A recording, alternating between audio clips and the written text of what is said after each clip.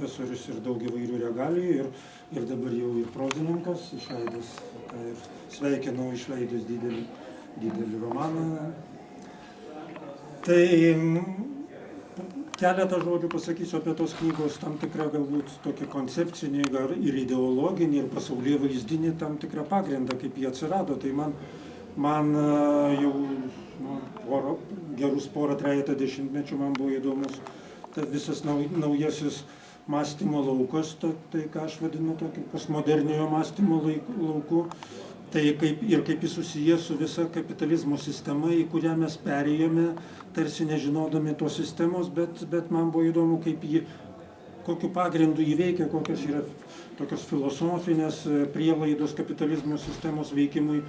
Ir kaip pati kapitalizmo sistemos tam tikra logika, į ką susiveda. Ir ta logika, mano galva, susiveda į keletą tokių gana paprastų dalykų, bet kuriuos yra labai sunku apčiuopti, jo labiau neįmanoma apčiuopti, kai skaitai kokį nors vieną ar kitą straipsnelį. Jie taip susiklosto, ta logikos nuovoka susiklosto skaitant daugelį tekstų filosofinių, ekonominių ir kultūrologinių, ir aš taip suvedu į tokius dalykus. Kapitalizmo sistema rutuliojasi, ypač pastaruoju moderniaisiais laikais, kaip tam tikra techninė technologinė sistema. Tai technikos pažanga yra laikoma nelygstama pažanga apskritai bet kokia, o technikos diegimas į visus visuomeninius santykius ir visuomenės kaip tos pažangos tam tikras rodiklis, kurį jau galima ir išmatuoti. Tai kapitalizmo logika yra šiaip jau kitas aspektas, yra labai negailestinga, tai yra grynos naudos logika, ten nėra jokios moralės. Moralė yra kaip ir visos kitos vertybės yra kaip tam tikri apvalkalai, kad netaip gazdintų tą logiką, grynos naudos logiką. Investicijos, kuo didesnis pelnas per kuo trumpesnį laiką, perdirbant vadinamosius žmogiškosius išteklius, o dabar žmogiškiai ištekliai žmonės. Ar duris nieko mes negirdime. O, gerai. Įjungta, pabandyk kalbėti. O, dabar jau iš tikrųjų gerai. Kalbėsiu taip. Tai patys žmonės ima laikyti save žmogiškaisiais ištekliais, o išteklių mes žinome, kad likimas koks yra, būt perdirbtiems ir kuo greičiau perdirbtiems. Tai čia kitas dalykas yra nepaprastai svarbus ir čia Gintas jau paminėjo iš karto, kad šita technologinė sistema, kuri kuriama, ima įvaldyti ir diegti žmogaus sąmonę ženklinės sistemas, valdyti ženklus, valdyti kalbą, valdyti įvairiausius diskursus, valdyti kalbiniais raiškos būdais grindžiamus socialinius santykius. Tai ir šita linija čia labai tokia aiški, kada jau įsivyravo vadinamųjų viešųjų ryšių ir sąmonės inžinerijos supratimas, ir jis yra tarsi įaugęs į visą modernaus kapitalizmo dabar sisteminį veikimą. Tai Bernaiso linija, Žakas Eliulis, Guy Debord'as ir kiti čia paminės ir Gintautas daugiau dalykų. Dar vienas dalykas yra tai, kas yra susijęs su moderniuoju kapitalizmu ir ką yra labai gana taip sunku suvokti ir ypač nusistatyti savo santykį su tuo dalyku. Modernusis kapitalizmas yra plėšikiškas, kolonizacinis, imperialistinis kapitalizmas. Šitos visos frazės mums šitie apibūdinimai tokie yra mums tarsi neįprasti, tačiau pavyzdžiui globaliųjų pietų šalių ir Afrikos intelektualų tai yra tiesiog, jie taip žiūri į pasaulį. Ir kodėl jie taip žiūri, todėl kad jie labai aiškiai suvokia, kad kapitalizmas formavosi kaip ekspansionistinis kolonizacinis kapitalizmas, smurtinis kapitalizmas. Ir pasižiūrėkime, pirminis to europinio turto kaupimas buvo susijęs su Amerikos atradimu ir 80–90% vietinių gyventojų išnaikinimu ir to viso turto perėmimu. Ir po to antras etapas, kai mes vėlgi kalbam apie civilizaciją, žmogaus teisės, kur mes dabar esame, tai neužmirškime, kokio vėlgi pagrindo visa šitai stovi ant to turto. Ir kitas dalykas, kas užsiiminėjo prekybą, vergų prekybą, tai čia yra europinis išradimas. Ir tai buvo pirmasis vadinamosios gyvybinės arba darbo jėgos, laisva prekyba, laisvas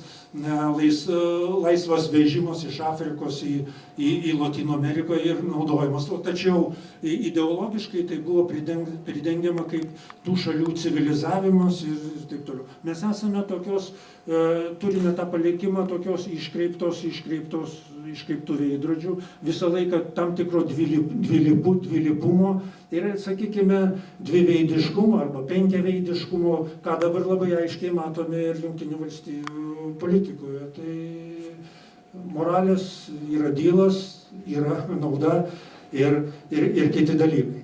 Tai aš esu dėkingas Gintui, kad sutiko ir dalyvauti, ir perskaitęs yra knygą, ir manau, kad kai kurios aspektus tos knygos jisai galbūt ir pratęs, arba netgi kritiškai jos pažvelgs, mes galėsime gal persimesti vienu kitu žodžiu, o jeigu publika turės klausimų, man būtų labai įdomu į juos atsakinėti, ir ypač apie dabartinį kapitalistinį imperialistinį karą, kuriame dirbtinis intelektas visiškai dalyvauja ir yra tapęs pagrindiniu ginklu.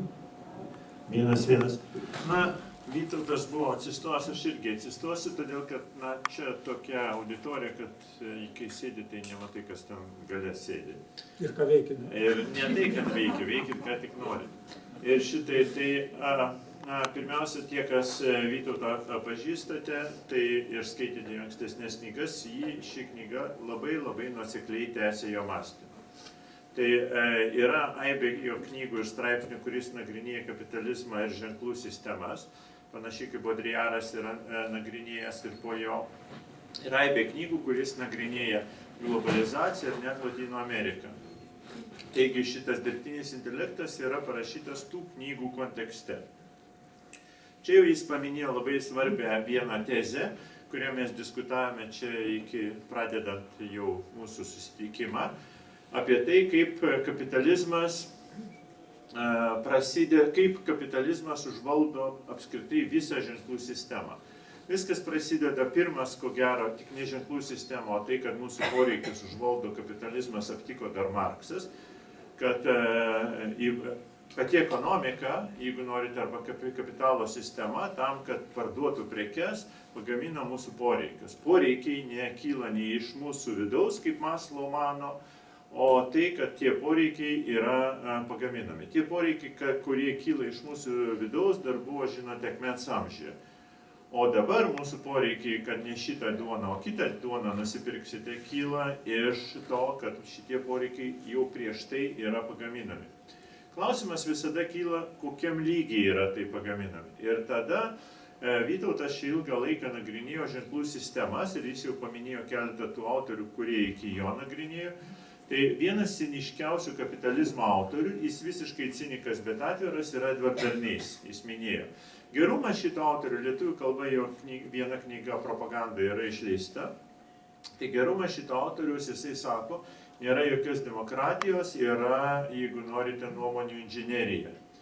Ir nuomonių inžinerija, tai vadinasi, kokios įtakingos nuomonės formuojančios grupės suformuoja jūsų poreikius ir jūsų sprendimus. Šiandien mes pasakytumėme viešų ryšių su visuomenė agentūros, public relations, tai vienas iš ryšių su visuomenė apskritai institucijos idėjos ir koncepcijos kūrėjų ir buvo Edward Bernays. Jis ir sumastė, kaip plauti mūsų visus smegenis. Bet gerumas šito autoriaus tai, kad jisai dar tuo metu buvo neužvaldytas pseudo-humanistinės ideologijos, kad aiškintų, kad mes čia kažką darom negerai arba kažką, jis sako visiškai atvirai, kaip plauti mūsų smegenis ir kad mūsų sprendimai nėra laisvi sprendimai.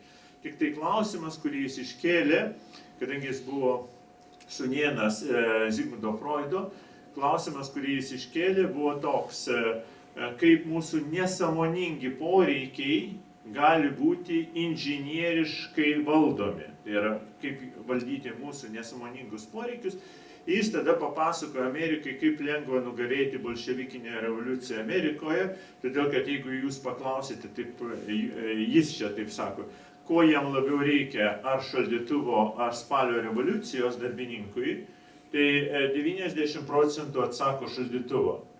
Tiesiog problema yra tai, kad Nikolajus II nepasiūlė tuometinio Petrogrado darbininkams šaldytuvų ir vonių. Antraip viskas būtų buvę visiškai kitaip. Kitaip tariant, reikia išplėtoti poreikius automobiliai, voniai, šampūnui ir kitiems dalykams ir tada taip galima pabandyti spręsti mūsų balsavimo rezultatus, kuris prezidentas valdys ar kuris nevaldys. Bet čia buvo Edvard Bernays. Kitas autorius, kuris jau visai iš kitos pusės, ne iš dešiniųjų, ultradešiniųjų, Edvard Bernays be abejo ultradešinysis. Kitas autorius, kuris toks yra ganėtinai anarchistinis ir kairysis, yra čia jau minėtas Guy Debord'as, kuris aptinka kaip vaizdai formuoja, ne tik tai tekstai, Bernays daugiau apie tekstus rašė, bet kaip mūsų vaizdai formuoja mūsų poreikius. Ir galiausiai po Guy Debord'o jau čia minėtas Baudrillardas, kuriuo dažnai seka Vytautas, aptarė kaip daiktų sistema, kaip kapitalizmas gamina daiktų sistemas, čia žodis ne daiktas svarbus, o sistema, kaip kapitalizmas gamina daiktų sistemas, ištisas sistemas mūsų poreikių, pačių buitinių poreikių, kad jūs žinote, kad reikia ką nupirkti, kad įrengtumėte virtuvę, ar ne, arba kad išlaisvintumėte moteriai nuo to, kad jį plauna drabužius rankomis, vietoj to, kad jį plautų drabužius rankomis, iš tikrųjų turi būti laisva ir nueiti į supermarketą, nusipirkti to, kapitalizmas nori parduoti jai.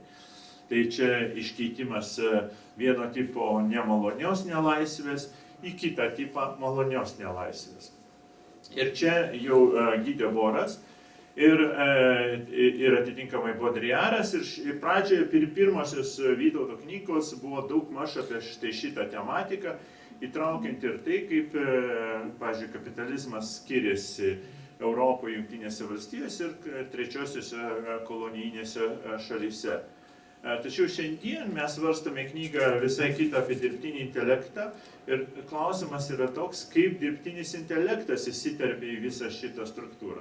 Tai dabar įsivaizduokite tai, kad dirbtinis intelektas nuo pirmosios savo gimimo dienos buvo išmokytas to, ką darė Guy Debord'as, ką nagrinėjo Guy Debord'as, ką darė Edvard Bernays ir ką atrado Baudrillardas, ką prieš tai jums pasakoju. Tai dirbtinis intelektas nuo pat pradžių yra užvaldytas ir sukonstruotas algoritmais taip, kad jisai formuotų ir kreiptų mūsų poreikius, mūsų sąmonę ir tokiu būdu apspręstų, ką mes galvojame apie visą šitą pasaulį. Žinote, Vytautas taip pat yra nekartą kalbėjęs ir apie matricą, ir čia šioje knygoje mini matricą, be abejonės, kad tai yra matrica, tačiau skirtumas yra toks, iš čia tokie autoriai Bernard Stiegler mini, tai tas Stiegler aptarė tokį įdomų dalyką, kuris man šioje knygoje ypač patiko, tai kad mes visą laiką įsivaizdavom, kad tai imperija yra išorinė, tai outland, išorinė imperija. Kodėl aš sakau tą anglišką žodį, to jūs suprasite.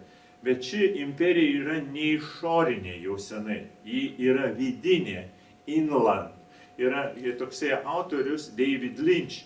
Davidas Lynchas ir jis sukūręs yra kino filmą, kuris ir vadinasi Inland Empire, vidinė imperija, kur parodo, koks platus mūsų yra geismų, svajonių ir sapnų pasaulis. Tai kai mes manome, kad kapitalizmas valdo tik tai šitas, ar nori parduoti šitas kėdės ar stalus, tai jūs labai naiviai galvojate. Pirmiausia, kapitalizmas nori užvaldyti jūsų svajonės ir sapnus, ir mano svajonės ir sapnus. Ta prasme, kad padaryti taip, kad šitos svajonės ir sapnai būtų pilnai visiškai inžinieriškai valdomi, bet įdomumas yra tai kaip jūs tada galėtumėte įsitikinti, ar jūs esat valdomi ar nevaldomi, iš kur mums žinoti. Ir mes tada galim paklausti dirbtinio intelekto. Ar čia tikra ar netikra? blogiausia, ką galite jūs padaryti gyvenime, tai paklausti dirbtinio intelekto, ar čia tikra ar netikra, nes tai ir yra kapitalizmo esmė. Kur aš vienoje vietoje ironiškai skaičiau Vytautą, ir čia aš įsivaizduoju, galim diskutuoti, kažkada, žodžiu, Vytautas sako tokį dalyką, jeigu neteisingai taip perfrazuosiu, tai prašau mane kritikuoti ir taisyti. Vytautas sako, kad kapitalizmo tikslas, vidinis, imanentinis tikslas, nereflektyvus tikslas ir buvo sukurti dirbtinį intelektą. Visas kapitalizmas vystėsi link to, kad galėtų sukurti dirbtinį intelektą, kuris grandiosiškai padidintų pajamas ir maksimaliai sumenkintų žmogų. Ir dabar aš pagalvoju, kai šitą dalyką, kad kažkada, kai skaičiau dar Markso ir Lenino raštus, tai jie tada kalbėjo, kad kapitalizmas juda link to, kad atsirastų socializmas ir komunizmas. Ir visas kapitalizmo prieštaravimo pabaiga turėtų būti komunizmas. Bet prieštaravimo pabaiga yra dirbtinis intelektas. Tai noriu paklausti paties, koks čia ryšys tarp komunizmo ir dirbtinio intelekto? Jo, tai tas ryšys gali būti labai įvairiai sumastomas. Ta logika, kad kapitalizmo sistema iš esmės turi tokią teleologinį tikslą, turėjo sukurti, kurdama vis naujus ir vis galingesnius įrankius, o tai yra tiesiog akivaizdus dalykas, garo mašina, elektradarnius ir taip toliau. Vienas dalykas, kurį visada reikia turėti omeny, kad visi kapitalizmo sistemos sukurti įrankiai po kurio laiko tampa planetiniais įrankiais. Jie veikia visame pasaulyje, nepaisant ideologinių skirtumų ir taip toliau. Kaip ir pažangos ideologija, ji veikia visur. Ji yra technologinės pažangos, kapitalistinė ideologija, šitame kitame pasaulyje, sovietinėme pasaulyje. Tokia pat technologinė pažanga buvo laikoma tiesiog būtinybė, nes kitaip ta civilizacija nesirutulioja.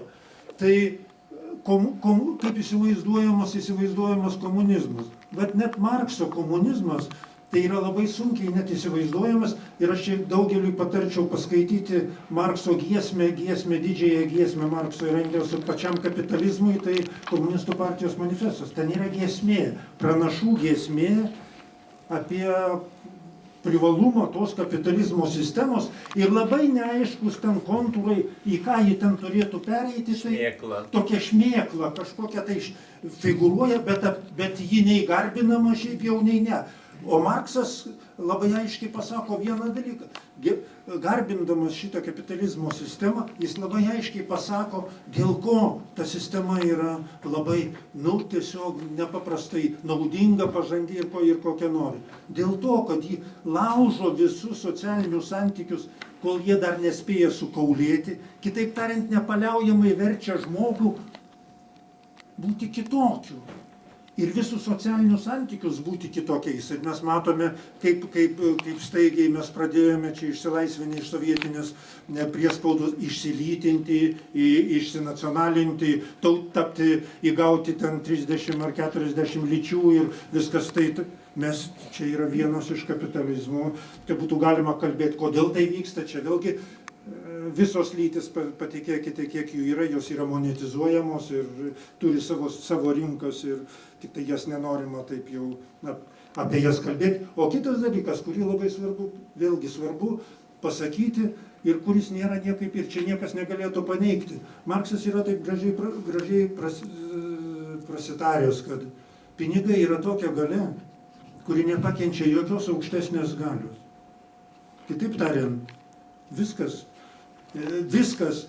kas yra pažangu, turi būti monetizuota ir valdoma to pagrindinio kapitalizmo sistemos imperatyvo greitos, kuo greitesnės ir didesnės naudos.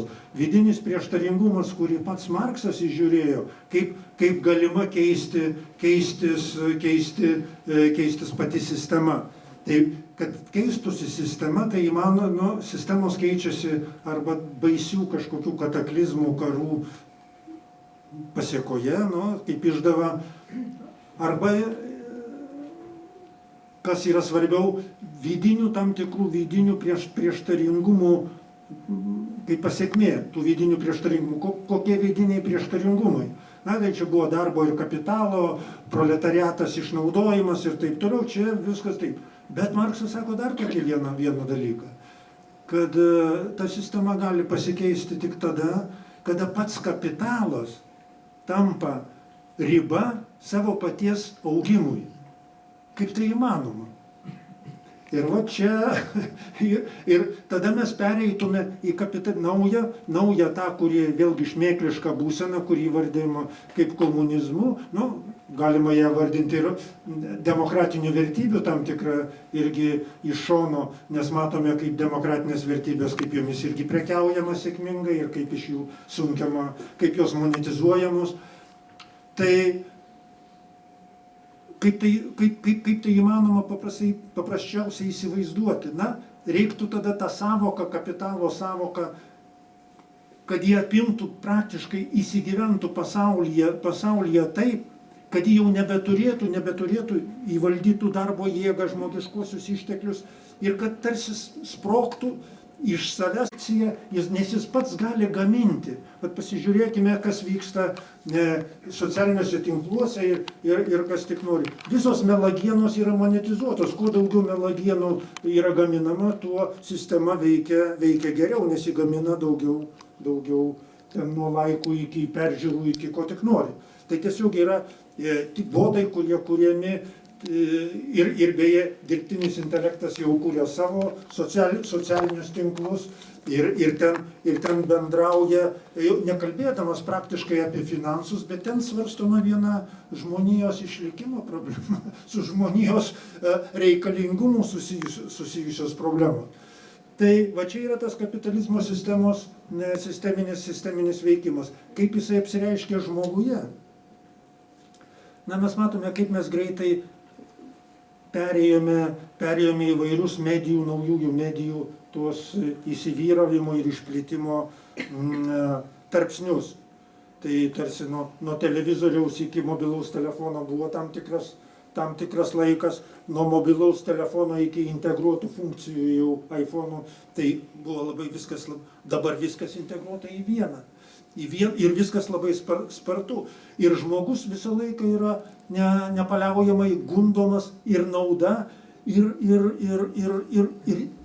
tam tikrais būdais vis tiek pabendrauti, vis tiek prikišti, išsiaiškinti ir taip toliau. Vienas iš įdomiausių dalykų, kad kai jau dirbtinis intelektas pradėjo chatas GTP bendrauti su žmonėmis, tai kuriasi bendruomenės nulaužti tam tikras raudonas linijas arba tam tikrus saugiklius.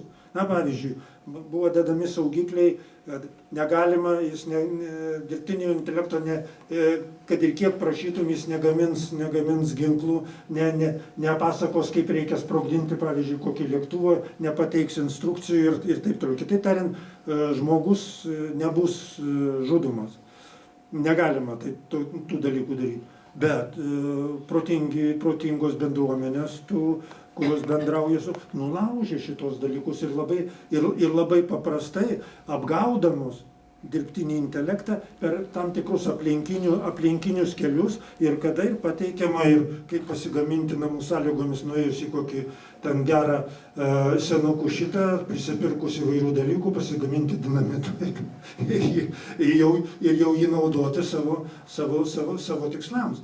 Tai kitas dalykas, kad ką mes galbūt ir daugiau reikės pakalbėti, kad dabartiniai kapitalizmo sistemai vėl iškyla tam tikras tas imperialistinis vidinis prieštaringumas susijęs su pasaulio persidalyjimu.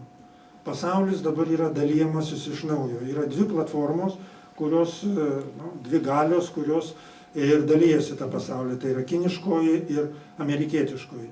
Amerikietiškoji ir Trumpo asmenyje jau ankstesnėje kadencijoje, o dabar jis tą visiškai patvirtino, kad dirbtinis intelektas yra mūsų išradimas ir mes sukursime jį tokį, kuriam nebus lygų. Kitaip tariant, tose varžytuvėse dirbtinio intelekto perėjimo į super dirbtinį bendrojo, įvairiai vadinamo, tai amerikiečiai turi laimėti. Ir tą tokį laimėjimo žingsnius mes matome, jeigu čia kas nors sektų korporacijų pelningumą pagrindinių tam 5 amerikiečių ir ypač Nvidijos, kaip jie per pastarosius metus išaugo jų kapitalizacija. Tai pavyzdžiui, Nvidijos per kokius 2-3 metus nuo 1,6 trilijonų iki 5 trilijonų dabar. Tai ką tai rodo? Tai rodo, kokia valstybinė galia yra jau įsijungusi į visos šitos korporacijos veiklą, nes dirbtinis intelektas suvokiamas ne tik kaip pagrindinis instrumentas, kurio bus valdomas ir užvaldomas pasaulis, bet ir karinės galios požiūrį, nes jis visada diegiamas dabar į karinės struktūras ir į karinę ginkluotę.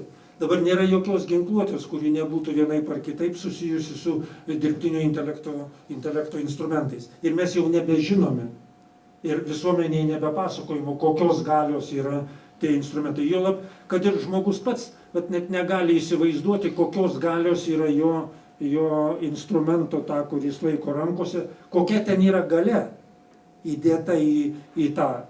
Ir ar jo paties smegenų galia yra jau palyginama, bent to, kaip jisai gyvena ir kaip įsivaizduoja pasaulį, su šita galia, kuri yra išmokyta, jau išmokusi manipuliuoti visais žmogaus jausmais ir visais kitais dalykais. Kodėl išmokti? Todėl, kad žmonės, kas yra žmonės? Tai labai aiškiai, žmonės visą laiką kovojo dėl valdžios, žudė, norėjo užvaldyti pasaulį ir melavo. Tai šitos savybės, kad sukurtum instrumentą, kuris mąstytų, tarsi mąstytų, arba skaičiuotų ir neturėtų tokių savybių, kurios yra tarsi žmogui pačios tokios paprasčiausios ir jo išgyvenimui netgi, sakykime, būtinos, tai tiesiog tai yra sunku įsivaizduoti. O dabar, kadangi vyksta tas pasaulio persidalymas, tai dirbtinis intelektas jau mokamas kovoti su kitu, su to priešininku, o toje kovoje vienas iš esminių dalykų yra ir informaciniai karai. Todėl melagienos ar taip toliau mes jau nesugebėsime susivokti šitame sraute. Todėl kritinis mąstymas būtų įmanomas, jeigu mūsų, pavyzdžiui, ar politikai, arba švietimo sistema pasakytų, kad yra lentelė tiesų, su kuriomis mes dar galėtume palyginti tas melagienas. Nėra tokios lentelės. Tokios lentelės vieną neįmanoma sukurti, nes žmogus niekada negali net pasakyti, kas yra sąmonė, jis nesužinos to dalyko. Jis negali net pasakyti, kas yra sąžinė, nors pagal tam tikrus sąžiningumo dalykus. Jis negalės sukurti lentelės, nes niekada negalėjo susitarti dėl jokių etinių normų, dėl to, kad nemeluotų niekada, ar dar neįmanoma tokių susitarimų pasiekti. Tai mes matome, kad neįmanoma pasiekti ir tos visuotinės taikos, kuri tarsi būtų būtina dabartinėme pasaulyje.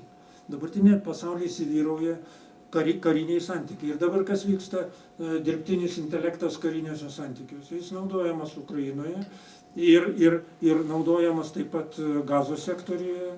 Ir čia ir amerikiečių operacijose visose, kurios dabar vykdomas.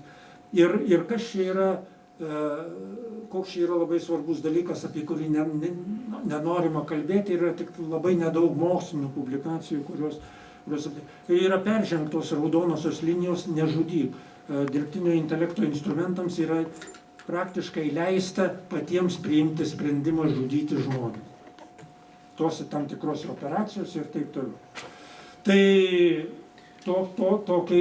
tokia yra. Aš manau, kad į Ginto tą užduotą klausimą labai taip tiesiogiai sunku būtų atsakyti, nes dažnai klausimas reikalauja plačių svarstymų ir kai mes svarstome apie sisteminius dalykus, tai visada išlieka tam tikrų neaiškumų branduoliai, kurie reikalautų dar tolesnių svarstymų, bet čia mes neturėsime galimybių jos. Na taip, iš ties šitas kapitalizmas, kuris galų gale sukuria dirbtinį intelektą, yra toks posthumanistinis, kaip ir komunizmas, kuris taip ir nebuvo sukurtas galiausiai kaip vizija buvo posthumanistinė, nes tarp žmonių niekaip negalėjo atsirasti. Tačiau dirbtinis intelektas kažkokia tai forma vis tiek yra atsiradęs Ir jeigu tie, kas yra skaitę Rėjų Bredberį arba Isaaką Asimovą, atsimenate apie jų tokias dar, sakyčiau, romantinės fantazijas apie tai, kad robotai gali būti geri ir kad dirbtinis intelektas irgi bus geras ir kad galima jam pripiršti kažkokių tai dalykų gerų ir iš tiesų tuo dirbtiniu intelektu, kuriuo jūs naudojatės, o jų jau čia yra bent 5 ar 6 rūšis, tai jie turi, kai kurie iš jų turi tam įvairius apribojimus, čia ir dėl pedofilijos, ir dėl vaistų, narkotikų vartojimo, kurio žinoma galima apeiti, bet yra 2 juodosios skylės pasaulyje, Gaza ir Ukraina. Ukraina, Rusija, čia reikia pasakyti šitą, tiksliau, pavadinkime tai Donecko, arba dar geriau turbūt putiniškai būtų Malorosija, ar net Novarosija. Novarosija tai yra tokia skylė, kur suskrido visos teisės žudyti žmonės, kur dirbtinis intelektui nuimti visi algoritminiai apribojimai, ieškoti ir žudyti žmonės. Ir visos įvairios šalis, Rusija, Jungtinės valstijos, Europos, daugelį Kinija, Iranas, bet taip pat ir Baltijos šalis prisideda prie to, kad kurtų žudimo robotus. Iš vienos pusės atsiranda robotai dirbtinio intelekto ir kitos pusės dirbtinio intelekto. Visai neseniai klausiausi tokio interviu ukrainiečio kario, kurie sako, kad tie, kas žiūrėjote filmą Terminatorius 1, būtent šitas, pirmą Terminatorių, tai čia atsilikėlių filmas. Mūsų karas yra daug baisesnis ir robotai, kurie veikia, yra daug galingesni negu tai, ką jūs matėte Terminatoriui 1. Nu, juokingas, sako, su to pusiau tokiu medžiokliniu šautuvu vaikšto robotas šaudo. Kiek jis sako, šūvių gali padaryti? 6 šūvius. Mūsų robotai per sekundę 600 padaro. Čia sako, net nejuokaukit su tokie atsilikusiais filmais. Tai tas siaubas, kuris yra pagamintas, jis jau veikia. Bet mes su jumis neišvengiamai jį gaminame toliau. Kokiu būdu? Todėl, kad kiekvienas iš mūsų vis daugiau su kiekviena diena vartojame dirbtinio intelekto sukurto produkto. Kuo daugiau mes vartojame šito produkto, tuo daugiau dirbtinis intelektas gali plėstis. Vadinasi, tos kompanijos, korporacijos vis daugiau investuoja, jiems reikia atominių elektrinių, jau dirbtinio intelektui reikia atominių elektrinių, nes neužtenka jam energijos. Ir jo ta plėtra, vien jau pasižiūrėti, pradžioje atrodys, tarkime, įsivaizduokime, saulės baterijos jam pakanka, po to šiluminės elektrinės jam pakanka.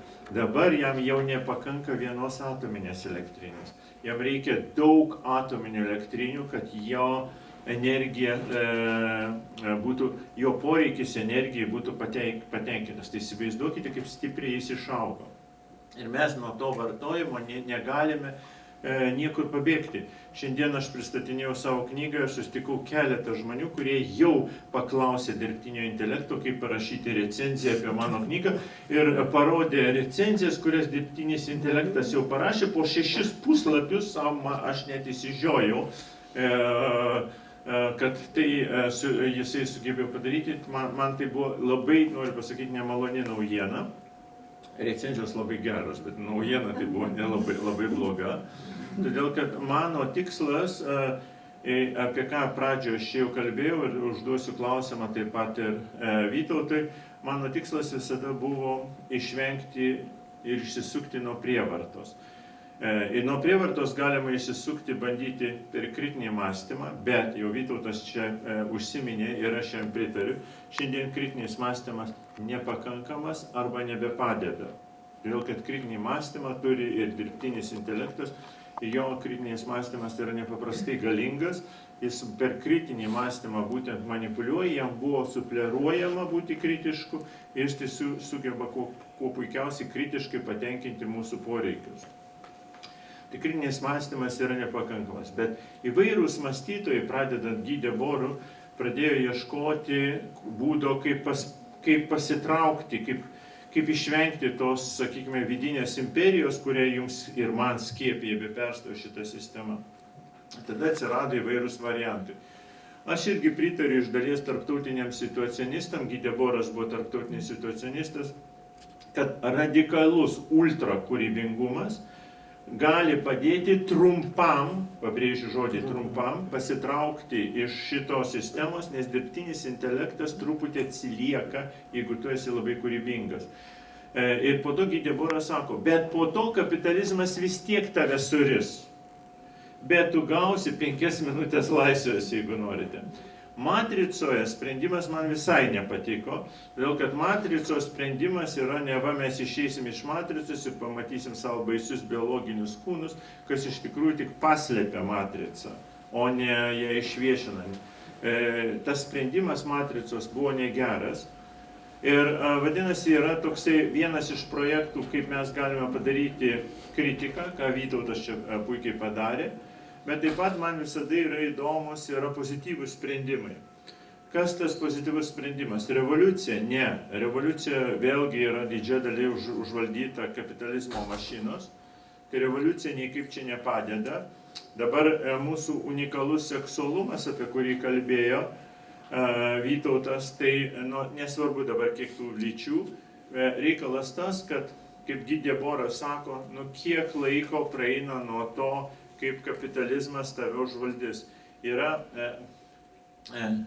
drag queen, apskritai drag tai persirengėliai, seksualiniai persirengėliai ir Lietuvoje jų irgi yra daug, tai yra gana populiaru. Štai jūs Lolita Zero matėte, tai ir yra drag.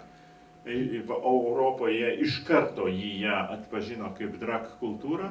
Tai kada ta drag kultūra pasirodė čia po 90-ųjų metų Lietuvoje, ne visi ją matė, tai buvo išsilaisvinimas. Tai šiandien tai yra išimtinai kapitalizmas, 100% kapitalizmas. Tai tik supermarketas ir nieko kito, bet galingas ir brangus supermarketas, ne visiems skirtas. Tai aš tiesą sakant, išskyrus tą epizodinį, trumpalaikį akimirkos ar ne, tokį haiku pabėgimą. Arba gero vyno taurės. Yra dar kiti variantai, Gideboras, kurį pasiūlė, tai daug gero vyno. Žinot, nenoriu aš čia reklamuoti vyno, tai geriau apsiribosiu haiku. Kaip mes galim, ką gali pasiūlyti pozityvus auditorijai? Pradedi kalbėti apie grėsmės, o vis tiek turi kažką pasiūlyti, kažkokį tai saldainį, bet saldainiai visi šiaip yra su tam tikrais nuodais, kaip mes žinome. Tai pati technologinė sistema, ta, kuri ir įrankių kūrimas visada turi savį nuodo ir labai nemenko nuodo. Tačiau ta galima nauda ir greita nauda, gundimas įvairiom naujom galimybėm, jisai nusveria, niekada apie tą nemąstoma, apie tą naudingumą. Čia yra Bernaro Stiglerio tam tikra plėtota įžvalga ir aš manau, kad ji yra visiškai teisinga. Ir man taip, bet kas yra pagaminta, atominė bomba, tai jau iš tikrųjų atominiai tyrinėjimai, kas susivedė į atominę ginkluotę ir rezultatus. Ir būdavo džiaugiamasi, kad kaip tik atominė ginkluotė leidžia tarsi išlaikyti pusiausvyrą. Bet irgi tik tai 5 minutėm, nes atsiranda tas, kuris nenori išlaikyti ir pradeda mojuoti atominio ginklo kuoką. Tai tada ką tada daryti?